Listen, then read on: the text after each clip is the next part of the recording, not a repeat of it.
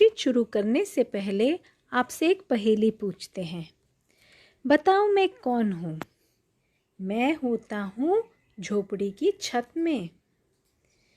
मैं पुलों को भी सहारा देता हूँ। मैं सैंडविच में भी दिखता हूँ। मैं इजिप्ट के पिरामिड्स में भी दिखता हूँ और मैं राजा के क्राउन में भी दिखता हूँ। बताओ मैं कौन सी आकृति हूँ? जी हाँ, आप बिल्कुल ठीक हैं। वो आकृति है ट्रायंगल, जिसे हम त्रिभुज भी कहते हैं। यहाँ देखिए, झोपड़ी की छत में मैं पाया गया, मैं त्रिभुज। फिर हम चलते हैं पुल में। पुल में भी त्रिभुज या ट्रायंगल देखा हमने। फिर हम चलते हैं सैंडविच पर। ये आकृति भी ट्रायंगल या त्रिभुज है। पिरामिड्स में भी ट्रायंगल दिखा और राजा के सर के क्राउन में भी हमें त्रिभुज या ट्रायंगल दिखा। हमने सबसे पहले 3 नॉन कोलिनियर पॉइंट्स लिए, यानी 3 असरेखीय बिंदु, यानी वो बिंदु जो एक सीधी रेखा पर मौजूद नहीं हैं। कुछ इस तरह से ये तीनों पॉइंट सीधी रेखा पर मौजूद नहीं हैं। हमने इन्हें नाम दे दिया बिंदु ए, बिंदु बी, बिंदु सी। अब इन 3 बिंदुओं को हम जोड़ते हैं। हमने ए बी को जोड़ा तो हमें एक रेखाखंड या लाइन सेगमेंट मिली। फिर हमने पॉइंट बी और पॉइंट सी को जोड़ दिया। फिर हमने पॉइंट ए और सी को जोड़ दिया। हमें क्या मिला? हमें एक ट्रायंगल मिला, या जिसे हम त्रिभुज भी कहते हैं। अब हम बात करते हैं ये ट्रायंगल या त्रिभुज क्या होता है। It is a closed figure of 3 line segments, यानी यह 3 रेखाखंडों से बनी बंद आकृति है। इसमें 3 भुजाएं हैं। पहली भुजा का नाम है ए बी, काले रंग से दिख रही है। दूसरी भुजा का नाम यहाँ पर है बी सी और तीसरी भुजा है सी ए। भुजाओं को हम साइड्स भी कहते हैं। इसके बाद हम बात करते हैं 3 शीर्षों की, या जिन्हें हम वर्टिसेस भी कहते हैं। वर्टेक्स सिंगल में और वर्टिसेस प्लूरल में। अब इसके कौन कौन से 3 वर्टिसेस हैं या 3 शीर्ष हैं?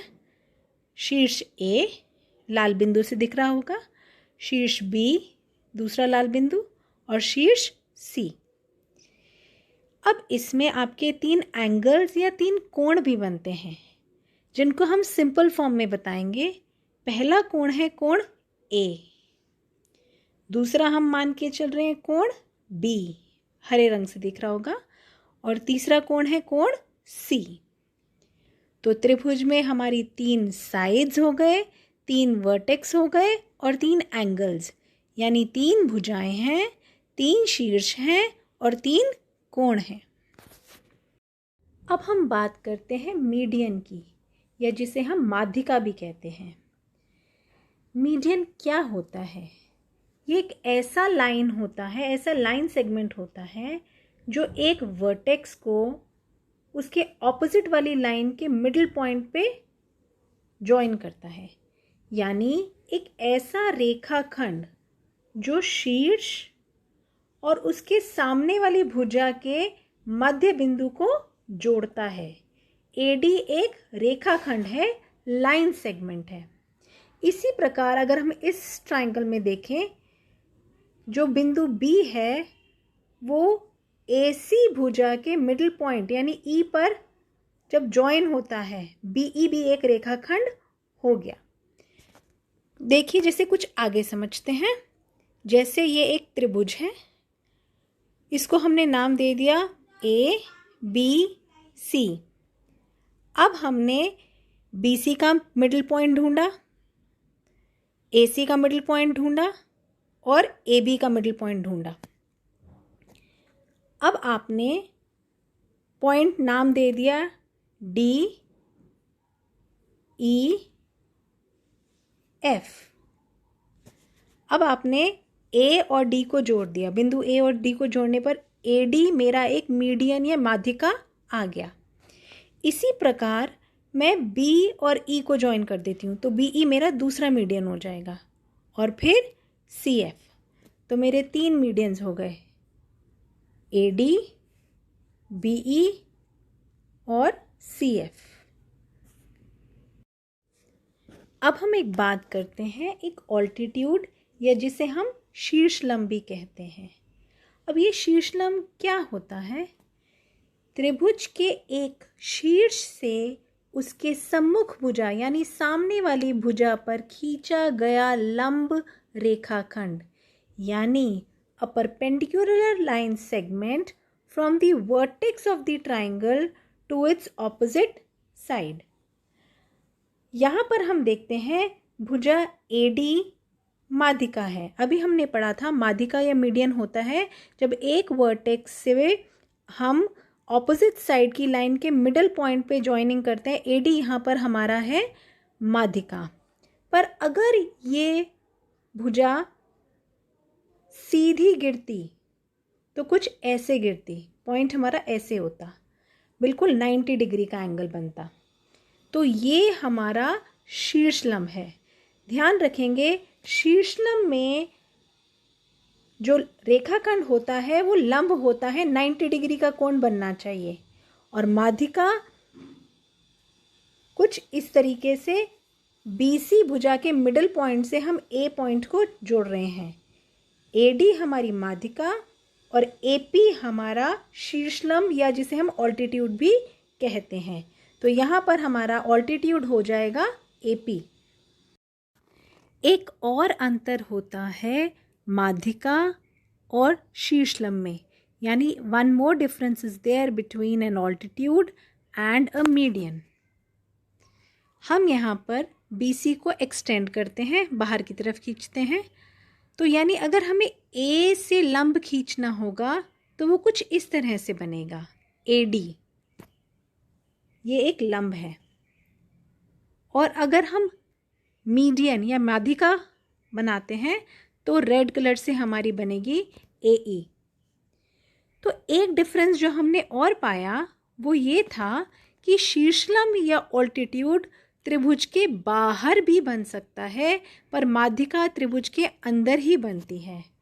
ऑल्टीट्यूड ट्राइंगल के बाहर भी बन सकता है। हमारा येलो कलर का ट्राइंगल था, ट्राइंगल ABC, हमारा ऑल्टीट्यूड उसके बाहर है, शीर्षलंब बाहर है, पर हमारी माध्यिका जो हमने रेड कलर से दिखाई है वो हमेशा त्रिभुज के अंदर ही बनेगी। Median will always be inside the triangle. Altitude हमेशा 90 डिग्री का होता है, पर मीडियन का कोई एंगल कन्फर्मेटरी हम नहीं कह सकते, कुछ भी एंगल हो सकता है। अब हम बात करते हैं एक्सटीरियर एंगल की, जिसे हम बाह्य कोण भी कहते हैं। नाम से ही पता चल रहा है ये एंगल या कोण जो भी होगा ये त्रिभुज के बाहर बना होगा। जैसे यहाँ पर हमारा ट्राइंगल PQR है, हमारे जो कोण 3 अंदर के कोण, ये वाले कोण P, कोण Q और कोण R, ये अंदर मौजूद है। पर अगर हम R को थोड़ा और खींचते हैं, QR को और खींचते हैं बिंदु S की तरफ, तो हमारा जो कोण बनता है वो कोण होगा हमारा एक्सटर्नल कोण, कोण PRS। ये होगा कोण P और Q, कोण Q के योग के, यानी जो एंगल PRS है वो होगा एंगल P और एंगल Q के सम के। हमारा बाहरी कोण बराबर होगा अंदर के दो कोणों के योग के, जो दूर वाले कोण हैं, यानी पिंक और ग्रीन वाले कोण को अगर हम मिलाएंगे तो हमारा बाहरी कोण आ जाएगा। पिंक हमने कोण को नाप के बाहर रखा, फिर हमने हरे वाले कोण को नाप के बाहर रखा, हमने देखा कि इन दोनों कोणों के योग के बराबर बाहरी कोण है। चलिए अब हम प्रश्न उत्तर पे आते हैं। हमारा पहला प्रश्न है, त्रिभुज PQR में भुजा QR का मध्य बिंदु D है, ये हमें दिया हुआ है। QR का मध्य बिंदु यानी मिडिल पॉइंट D दे रखा है। हमारा A पार्ट है, PM डैश है, PM, ये तो लंब दिख रहा है। तो इसका आंसर आ जाएगा PM ऑल्टीट्यूड है, या जिसे हम शीर्ष लंबी कह सकते हैं। हमारा पॉइंट 2 है PD क्या है? PD, D मध्य बिंदु था, तो D अगर P से अगर हम मध्य बिंदु पर ज्वाइन करते हैं सामने वाली भुजा की, तो उसे हम क्या कहते थे? बिल्कुल ठीक, हम उसे कहते थे मीडियन या माध्यिका। हमारा C पॉइंट है, क्या QM MR के बराबर है? आकृति में देखते हैं, QM MR के बराबर है? बिल्कुल नहीं, क्योंकि M हमारा मध्य बिंदु नहीं दिया, मध्य बिंदु तो हमारा D दे रखा है। तो क्या QM और MR बराबर है? हमारा आंसर आ जाएगा नो या नहीं। और D पार्ट है एंगल PMR, बताइए क्या है? PMR, बिल्कुल ठीक सोच रहे हैं आप, आंसर है 90 डिग्री। उसके बाद क्वेश्चन है, आपको ऑपोजिट साइड बतानी है QPR की, यानी QPR कोण की सम्मुख भुजा का नाम बताना है। तो उसके लिए सबसे पहले हम कोण QPR ढूंढते हैं। कोण QPR, इस कोण के सामने कौन सी भुजा आ रही है? भुजा QR। तो इसका आंसर आप लिख देंगे भुजा QR या साइड QR। अब हमारा नेक्स्ट क्वेश्चन है, find the value of the unknown interior angle Z in the following figure, यानी इस आकृति में आपको Z खोजना है। हम जानते हैं कि बाहरी कोण, यहाँ पर बाहरी कोण 115 डिग्री दे रखा है, ये किसके जोड़ के बराबर होता है? पीछे के दो कोणों के, यानी Z प्लस 50 डिग्री बराबर होगा 115 डिग्री के। तो Z कैसे निकालेंगे? 50 को यहाँ से उठा के हम यहाँ ले जाएंगे, तो जब 115 और 50 यहाँ जाके -50 हो जाएगा, आंसर आ जाएगा 115 - 50 डिग्री, जो कि आंसर है 65 डिग्री या 65 डिग्री। हमारा अगला क्वेश्चन है, आपने यहाँ पर x की वैल्यू निकालनी है। x, अभी हमने सीखा था बाहरी कोण, एक्सटर्नल एंगल जो होता है बाकी के पीछे के दो कोणों के योग के बराबर होता है। आपने इसके साथ वाला कोण नहीं लेना, आपने पीछे के दो कोण लेने। तो यहाँ पर एंगल 50 डिग्री और 70 डिग्री को आप जोड़ दोगे। जब हम जोड़ देंगे तो वो बाहरी कोण के बराबर आ जाएगा, जो कि आंसर आ जाएगा 130 डिग्री। हमारा लास्ट क्वेश्चन है, आपने अपनी डेली लाइफ यानी रोज़मर्रा की ज़िंदगी से 5 त्रिभुज वाली आकृति ढूंढ के लिखनी है, 5 ट्रायंगुलर शेप्स। तो गैस कीजिए ये कौन सी चीज़ है? बिल्कुल ठीक, आलू की पैटी। भूख लग गई होगी। दूसरी चीज़ हम आते हैं सैंडविचेस। बाज़ार के सैंडविच या मम्मा के हाथ के बनाए हुए सैंडविचेस कितने टेस्टी होते हैं, और उनकी शेप क्या होती है? बिल्कुल ठीक, ट्रायंगल या त्रिभुजाकार। तीसरी चीज़ चिप्स, नाचो चिप्स आपने ज़रूर खाए होंगे, ये भी ट्रायंगल आकार के होते हैं, त्रिभुज के आकार के। चौथा, कभी आपने झंडा देखा है ट्रायंगल त्रिभुज शेप का? तो ये झंडा भी हमारा एक एग्जाम्पल हो गया। और लास्ट पॉइंट है पिज़्ज़ा, कितना टेस्टी होता है। तो पिज़्ज़ा स्लाइस भी हमारी शेप क्या होती है? Triangular shape. तो हमने देखा बहुत सारी चीज़ें हमारी डेली लाइफ की हैं जो ट्रायंगल के शेप की होती हैं।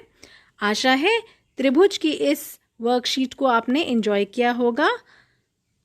हमेशा की तरह हंसते रहिए, खेलते रहिए और पढ़ते रहिए। Bye bye.